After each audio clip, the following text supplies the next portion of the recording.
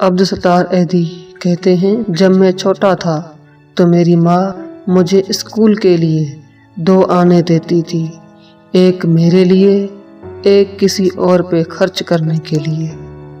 کئی سالوں بعد بھی ایسے لوگ ہوں گے جو یہ شکایت اور سوال کریں گے کہ میں نے ایمبولینس میں عیسائیوں اور ہندوؤں کو کیوں اٹھایا، اور میں تب بھی یہی کہہ رہا ہوں گا کہ ایمبولینس تم سے زیادہ مسلم ہے۔